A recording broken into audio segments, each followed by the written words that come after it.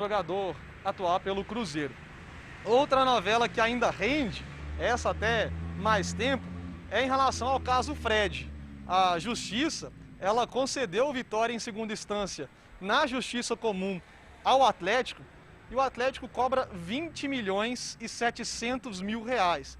É como se fosse um reajuste em relação àqueles 10 milhões. O Cruzeiro, por ter sido solidário naquela questão, também acaba respingando nele. E aí as duas partes, né, tem até o início da semana que vem para se posicionarem. Vá, Lugão. Vamos lá então, primeira parte sobre o Envingado, né?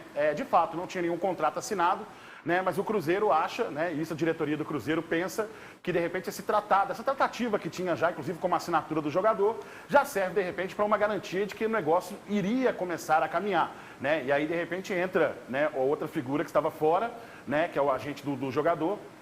Começa lá, de repente, colocar algumas questões, não responde mais Cruzeiro, não responde mais Envingado.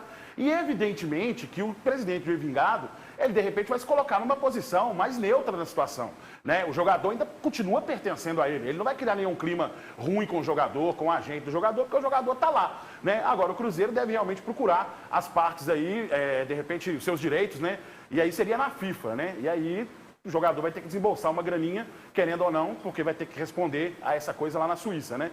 Vencendo ou não, né? Você vai, se o Cruzeiro tomar essa medida, vai ter que sim ir até a Suíça, até o hall maior do futebol, digamos assim.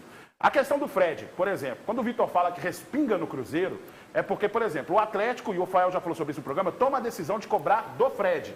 E é lá que está correndo essa ação, né? Então, em cima do Fred. O Fred, por si, começa a querer cobrar o Cruzeiro. E aí, que bom que entrou essa imagem aí na tela. Que bom que entrou isso. Por favor, deixa essa imagem na tela.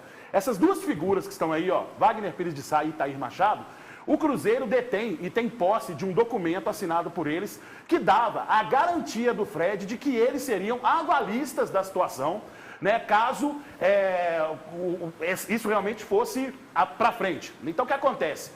O Atlético cobra do Fred. Se o Fred cobrar do Cruzeiro, o Cruzeiro tem que cobrar destes dois que estão sentados aí, diante desse documento que está aí. Agora, coloca em mim aqui, por favor, Milton.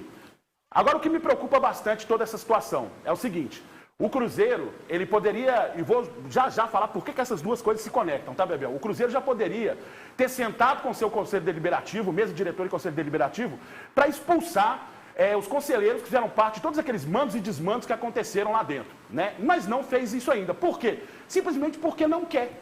E o juiz que colocou esses conselheiros de volta no Cruzeiro, ele apenas usou um termo do estatuto, falando que não foi a mesa diretora e nem o conselho deliberativo que expulsou esses conselheiros, e foi um presidente interino, né? Então, ou seja, Sérgio Santos Rodrigues senta com a sua mesa diretora, com o seu conselho deliberativo e expulsa esses caras.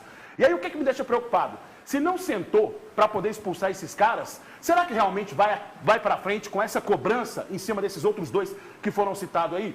É a única coisa que me preocupa nessa situação toda, porque o Cruzeiro tem esse documento, pode ir atrás, mas será que vai? É isso que me preocupa.